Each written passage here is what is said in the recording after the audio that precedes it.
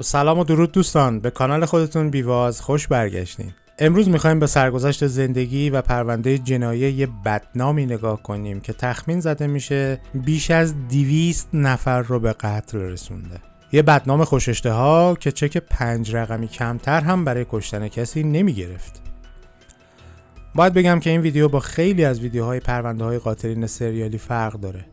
خصوصاً ویدیوی مصاحبه روانپزشک با ریچارد کوکلینسکی در انتهای ویدیو. پس حتما تا آخر ویدیو همراه باشین تا با هم به زندگی خصوصی و پرونده جنایی ریچارد لئونارد کوکلینسکی نگاه کنیم و ببینیم که چرا اون با بقیه جنایتکارا فرق داره و چرا بهش گفتن مرد یخی یا آیسمن.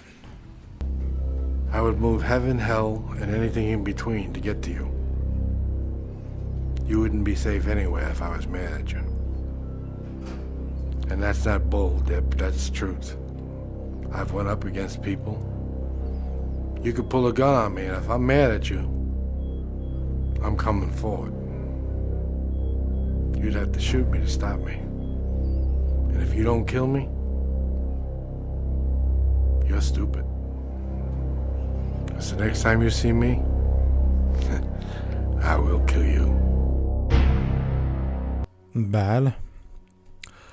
ریچارد 11 آوریل 1935 در شهر جرسی نیوجرسی آمریکا متولد شد. دومین فرزند از 4 تا فرزند آنا و استنلی کوکلینسکی بود که اصالتاً لهستانی بودند و مهاجرت کرده بودند به نیوجرسی. استنلی ترمزدار راهن بود و معتاد به الکل، مرتبم زن و بچه‌ها رو به باد کتک می‌گرفت. آنا همسرش هم تو کشتارگاه دام در قسمت بسته‌بندی گوشت کار می‌کرد. یه مذهبی متعصب کاتولیک بود. اونم مثل پدر بارها ریچارد رو شدیداً اذیت کرده بود. یه بار وقتی ریچارد 5 سالش بود، استنلی برادر بزرگش یعنی فلوریان رو جوری کتک زد که بچه مرد.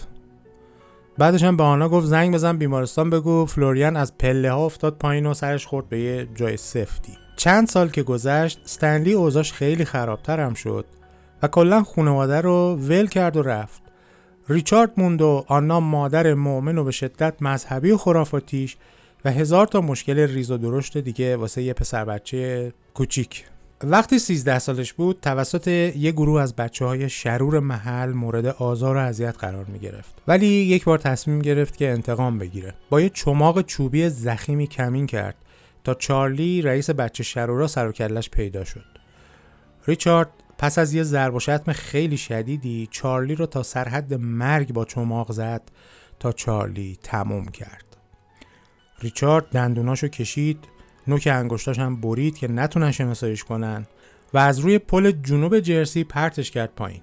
طبق ادعای خودش حس بدی از اون اتفاق داشت و یه جوری هم حس انتقامش تو اون سن تازه بیدار شده بود و اونو جسورتر هم کرده بود تا حدی که بره سراغ بقیه پسرای گروه. When I was a young man, I found out that if you hurt somebody, they'll leave you alone. Good guys do finish last. When I tried to leave everybody alone, just do my own thing, everybody just wanted to hurt me. یکی دو روز بعد 6 تا از پسرها که جمع بودن، ریچارد با یه میله فلزی به سمتشون حمله ور شد و همشون رو بد جوری کتک زد. از اون به بعد بود که دیگه تو محل کسی باهاش کاری نداشت. از زندگی فقط اینو فهمیده بود که باید بزنی اگه میخوای نخوری. مردمی هم که در اطراف سر و صدای بلند درست میکردن عصبانیش میکرد، چون یاد استنلی پدرش میافتاد و این عصبانیتش رو با کشتن سگ‌ها و گربه ها رفع میکرد. Until one day I just decided, well, I've had enough of this picking. And I went upstairs and I took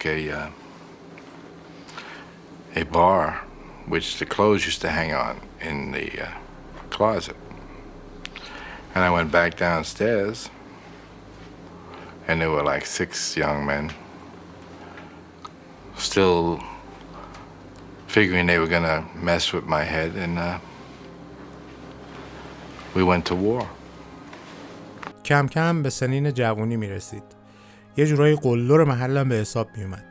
یه بار تو همون سن پیشنهادی بهش شد که پولش خوب بود.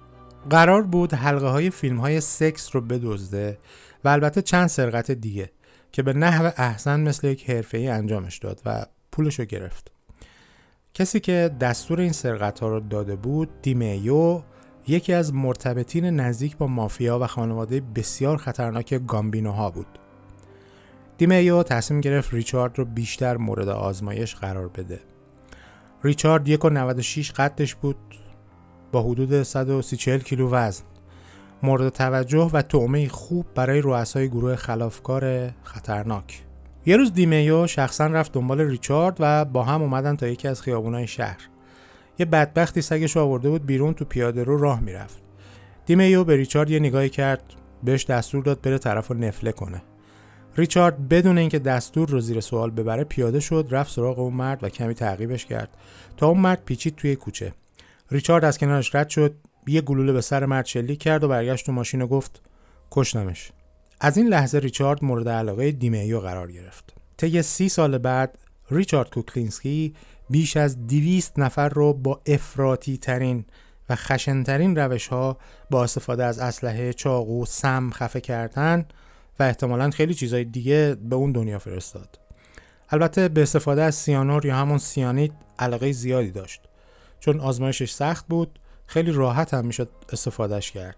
از تزریق گرفته تا اسپری کردنش روی پوست کسی یا غذای کسی. از روش‌های مورد علاقهش برای دفع اجساد هم انداختنشون تو بشکه‌های بزرگ 220 لیتری بود. چیزی نمیگذشت که دیمیو هم با اینکه در خانواده گامبینوها رئیس گروه خودش بود که بهشون میگن کاپو، طبق گزارشات توسط خود ریچارد به قتل رسید.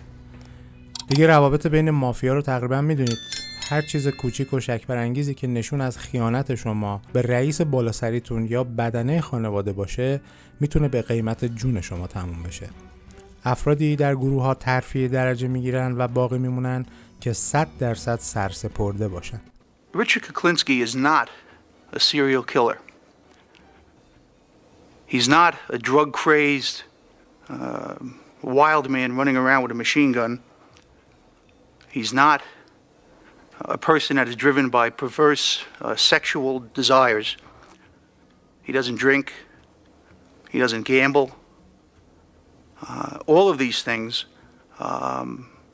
which many persons that are involved in killing and murders often are motivated by.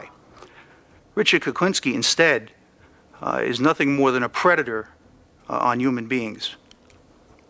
His motivation is greed, and his method of murder is very varied and very extreme. در همین زمانها که ریچارد تبدیل به یک قاتل حرفه‌ای و قراردادی شده بود، با باربارا آشنا شد و انقدر نقش یک مرد عاشق رو خوب بازی کرد که اونا با هم ازدواج کردند و صاحب 3 فرزند شدند، 2 دختر و 1 پسر.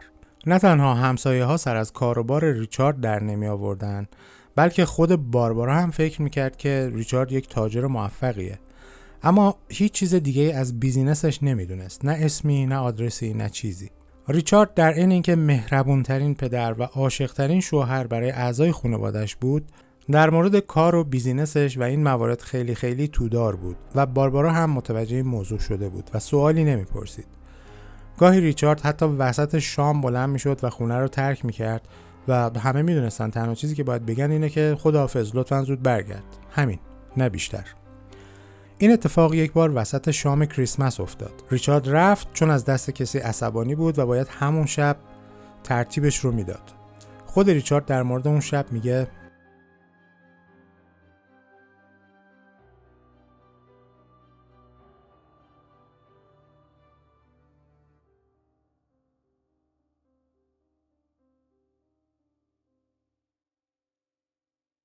The man owed me money.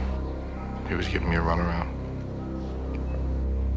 I told him I wasn't happy that he wasn't going to pay me. He had the attitude that nobody could hurt him. I think he was wrong. Anyway, he never saw Christmas. What did you use? A gun. Extremely loud inside of a car. Matter of fact, my ears were ringing for a long time. اون به شدت از خانواده‌اش محافظت میکرد. حتی اجازه نمیداد زن و بچه‌هاش با کسی در اطراف معاشرت کنن. در گزارشی از پروندهش اومده که یه بار یکی از همکاراش این خطا رو انجام داد و بدون اجازه قبلی وقتی ریچارد و خانواده در حال کباب درست کردن بودن، سرزده اومد به خونه ریچارد. 2 هفته بعد معلوم شد که اون طرف مرده. به نظرم چیزی که ریچارد کوکلینسکی رو ترسناک میکنه اینه که این وحشیگری و قتل‌های خونسردانه از فردی سر میزنه که نه مواد مصرف میکنه، نه اهل عیاشی و زنبارگیه، نه حتی الکل مینوشه، نه قمار میکنه. درست برعکس این قاتلی که ویدیوش رو این بالا گذاشتم. بعد از این ویدیو حتما ببینینش. اسمش جو بود. اونم یه شکارچی انسان بود به نوع دیگه‌ای، ولی از صبح تا شب مواد میزد. اگه بخوایم مورد به مورد قتل‌ها و جنایات ریچارد کوکلینسکی رو بررسی کنیم، شاید این ویدیو 4-5 ساعت طول بکشه. در آینده اگر در این مورد خاص درخواست زیاد باشه، بیواز حتما میسازتش براتون. اما بذارید ببینیم اصلا چرا از طرف پلیس لقب آیسمن یا مرد یخی رو گرفت. ریچارد یک داروساز رو به نام لویی مزگه به قتل رسونده بود و بدنش رو به مدت 2 سال یخزده نگهداری کرد. 2 سال. بعدها به دلایلی مجبور شد از شر جسد راحت بشه، پس کنار یه بزرگراهی رهاش کرده بود. وقتی پلیس پیداش کرد و به پزشکی قانونی انتقالش دادن، هنوز یخهای جسد به طور کامل ذوب نشده بود و از همین طریق اونا تونستن زمان مرگ و خیلی اطلاعات مهم پزشکی دیگر رو از اون جسد به دست بیارن که پلیس رو به کوکلینسکی نزدیکتر و نزدیکتر میکرد.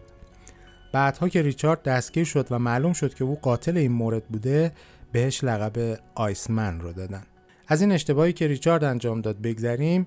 1-2 اشتباه دیگه هم در مورد پنهان کردن اجساد انجام داد که دپارتمان رسیدگی به جرایم و پلیس نیوجرسی رو به اسمش نزدیکتر کرد. اسم ریچارد کوکلینسکی دیگه نام آشنایی بود برای خرید سیانورها، داروهای غیرقانونی دیگه، انواع و اقسام خلافها مثل جابجا کردن مواد و ترددش قبل از پیدا شدن اجساد در اطراف اون محلها و غیره. پلیس در مورد این اسم شروع به تحقیق کردن و متوجه شدن که با یک مرد میان سال عادی سر و کار ندارن و اون خطرناکتر از چیزیه که فکرشون میکنن. پس تصمیم گرفتن که یکی از افرادشون رو به عنوان قاتل اجاره‌ای سر راه ریچارد کوکلینسکی قرار بدن تا بتونن مدارکشون رو برای محاکمه او کامل‌تر کنن. این مأمور پلیس به نام دامینیک پالیفرون خودش رو یک هیتمن حرفه‌ای جا زد و تونست یه سطحی از ارتباط با کوکلینسکی رو ایجاد کنه. به ریچارد گفته بود که از افراد مافیای نیویورک و اسمش دامینیک مایکل پروونزانوه و همه اونو داداشش رو تو نیویورک میشناسن. دامینیک تونست صدای مکالمه خودش رو با کوکلینسکی که بر سر قتل 1 نفر با هم مشورت میکردن رو ضبط کنه. تقریبا در مورد همه جزئیات حرف زدن و اکثر راهکارهای حیله‌گرانه ریچارد ضبط شده بود. پلیس ایالتی و ماموران فدرال آماده بودن برای دستگیری ریچارد کوکلینسکی که حرکت کنن، اما به حدی از او واهمه داشتن که قبلش خیابونای اطراف رو مسدود کردن و کلی تمهیدات که یک وقت فرار نکنه. 3 افسر ورزیده برای پایین آوردنش وارد ساختمون شدن. در جریان کار باربارا رو هم دستگیر کردن، چون توی ماشینی که اسلحه پیدا شده بود به نام باربارا بود. یه افسر برای بازداشت باربارا چکمش رو روی پشت او گذاشت که دیدن این صحنه ریچارد رو دیوانه کرد. به همین دلیل چندین افسر دیگه برای بازداشت ریچارد لازم شد که اونا هم به عملیات اضافه شدن تا اینکه بیان بالا و بالاخره ریچارد رو جمع جورش کنن. تا این لحظه زن و فرزندانش اصلاً از اینکه ریچارد هیتمن مافیاست خبر نداشتن و باور نمی‌کردن که ریچاردی که اون همه باهاشون مهربون بود و عاشقشون بود بیش از 200 نفر رو به بدترین و وحشیانه ترین روش ها کشته باشه. کوکلینسکی در یکی از مصاحبه‌ها اعتراف کرد که فقط از یه قتل پشیمونه که اون رو بسیار ظالمانه میدونست. وقتی می‌خواست یه مردی رو بکشه، مرد شروع کرد به دعا کردن و راز و نیاز با خدا. کوکلینسکی بهش گفت که به اون و خدا 30 دقیقه فرصت میده تا اون مرد نجات پیدا کنه، اما زمانی که 30 دقیقه تمام شد اون رو خواهد کشت. بذارین این تجربه رو از زبون خودش ببینیم. I have an experience that I don't know if I should tell you. That it probably would offend a lot of people.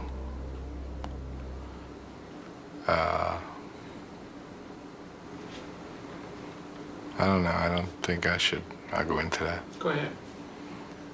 Yeah, it's not a good one. No, go ahead. Tell him.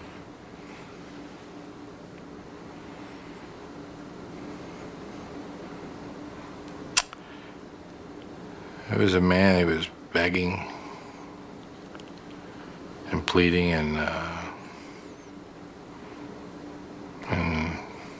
and praying, I guess.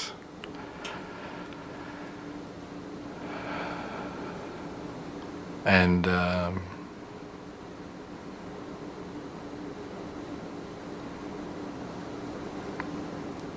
he was pleased God and all over the place.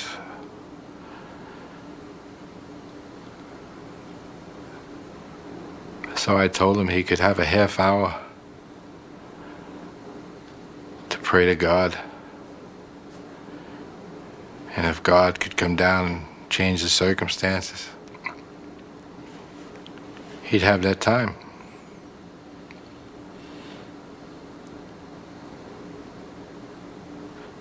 But God never showed up. And he never changed the circumstances. And that was that.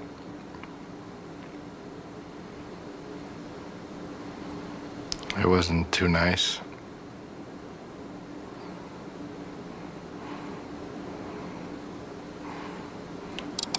That's one thing I shouldn't have done that one. I shouldn't have done it that way. و سرانجام در سال 1988 دادگاه نیوجرسی ریچارد لئونارد کوکلینسکی رو به حبس ابد متوالی محکوم کرد. این باعث می شد تا سن 110 سالگی از آزادی مشروط محروم بشه. کوکلینسکی در دوران حبسش با دادستانها، روانپزشکها، جرمشناسا، نویسندگان و تهیه کنندگان تلویزیونی زیادی در مورد زندگی شخصیش و جنایاتش مصاحبه کرد که نتیجه این مصاحبه ها بعدها چند مستند و یک فیلم سینمایی و یک کتاب شدند که مثل همین ویدیو در اونها به ماجراها و داستان ریچارد کوکلینسکی پرداخته شد. اما در انتهای ویدیو تنها موردی که ریچارد اعتراف کرد که براش متاسفه و طلب بخشش میکنه رو ببینید. به علاوه مصاحبه روانکاوی او که با حضور روانپزشک و توضیحات بسیار بسیار مفیدش در مورد بیماری‌های روانی ریچارد کوکلینسکی در حضور خودش انجام شده که واقعاً خودش کلاس درسی هست. لطفاً خوب بهش دقت کنید. I've never felt sorry for anything I've done other than hurting my family. The only thing I feel sorry for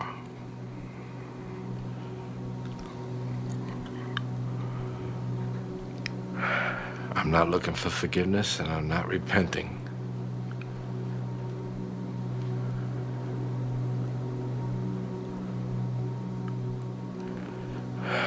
No, I'm wrong.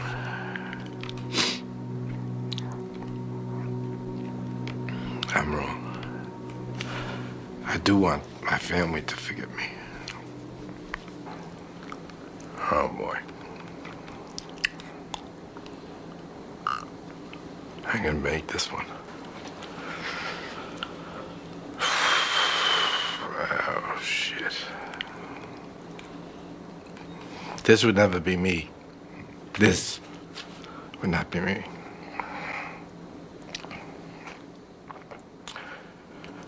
I feel for my family.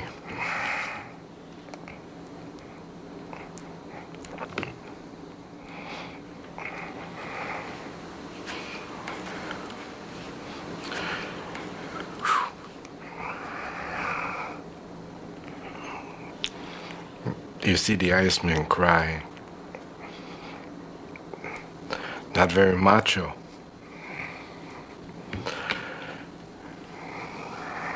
But I've heard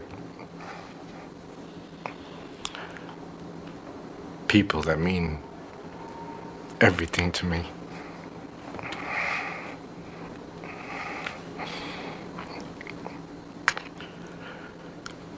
But the only people that mean anything to me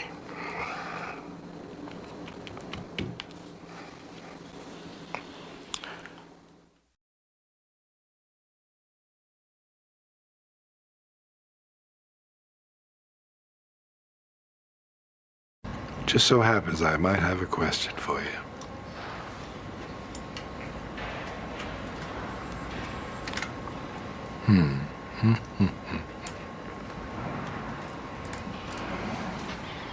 What do you think about me? Anything good, bad, or indifferent? Yeah, some of each. The issues about your behavior, I think there are really a couple things to say. The things that I'm most sure of, based on the information you've told me, are that your principal problem has been a warp in your personality. And we classify personality according to different types. And there are two types of personality features that you have a great deal of. The first of them is called antisocial personality disorder. What it refers to behaviorally is someone who does not have a conscience, does not have remorse, does not feel a sense of guilt about most of the bad things they do, is impulsive and violent.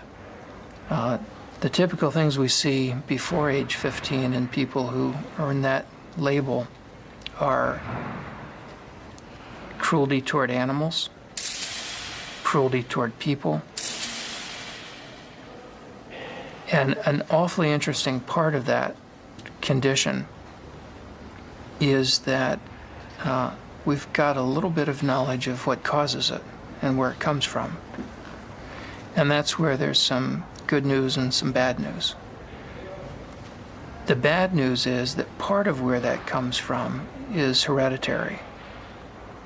That there's a genetic basis to being a fearless person. And you've told me about how rarely you have any experience that even begins to resemble nervousness or fear. It takes extreme things to make you have a sense of impending danger. Normal people get fearful about a wide variety of things frequently and would be beside themselves with the kinds of experiences that you had on a weekly basis. You couldn't have done the things you did if you were capable of ordinary fear. But the fact that you're born with a genetic predisposition to fearlessness doesn't mean that it's inevitable for you to become a criminal. Because some people who have that genetic predisposition to fearlessness become pro-social risk takers. They do things like drive race cars, test fly planes, fighter pilots, bomb disposal technicians. Now, those are all jobs where it helps to have a lot of fearlessness. And in fact, some people in law enforcement are brave and have that same capacity to be fearless. And the difference between the people who grow up to be risk-taking good guys with white hats and the people who grow up to be risk-taking bad guys with a long, long rap sheet and a lot of crimes has to do with how their parents raise them. If you raise a kid with love and kindness and affection most of the time, you've got a good shot at their growing up to be decent, caring, loving human beings and treating their own kids well. But if you raise a kid the way Stanley raised you, with no love, no affection, constant abuse, beatings for no reason, all you teach is hatred. You make it impossible for that child to grow up and form strong attachments and loving, caring relationships, or to be willing to risk themselves to protect the world. So I think you got to be this kind of antisocial, psychopathic person, both by getting Stanley's genes and having Stanley's parenting and your mother's cold, standoffish way of treating you. In other words, that part of you was both born and made. But your own kids and your own grandchildren will turn out according to how you and Barbara raised them, despite whatever genetic influence there may be. The other thing that I think is true about you is another personality style, where I think it's fair to say that you've got the features of what we call a paranoid personality disorder. The general rule for someone who is paranoid is to trust no one, let no one get too close to you, and to never forgive anyone who does you wrong. If somebody criticizes them, they're quick to respond with anger or to counterattack. If somebody humiliates them, then they must have revenge. About 1 to 2% of the population has the paranoid personality disorder. About 2 to 3% of males and 1% of females have the antisocial personality disorder. And then there's a smaller group that has both. And it was having both that allows you to have this career that you've had, and that allowed you to profit from your capacity for a completely emotionless, fearless, remorseless hit. By being free of any conscience, and also free of friends and of people who could bring you down, you were able to have a very long run as a successful contract killer, which is quite unusual. And you wouldn't have been able to do that had you not had both of those personality flaws. In your line of work, they turned out to be major advantages, kind of preconditions for a successful career. I appreciate you taking the time and explaining this to me. I am probably the loneliest person in the world because I have nothing I care for, and I can't make any friends to have any kind of a relationship, so I've lost everything. I've lost everything I ever cared for, everything I ever wanted. It's down the toilet. Since there is no love in my life, I must have something to replace it, so I replace it with hate. Constant hate. Constant reminder to hate. And what's that do for you? Keeps my left foot going in front of my right foot. Keeps me moving. Without it, I would probably just plop down someplace and have no reason to continue. Is that all you've got left is hate? That's all I've got left. Everything that I ever cared for is gone. Everything I ever liked is gone. Everything that meant anything to me is gone. So hate. That's all you started with, too. Then I've come full circle. It's time for me to die.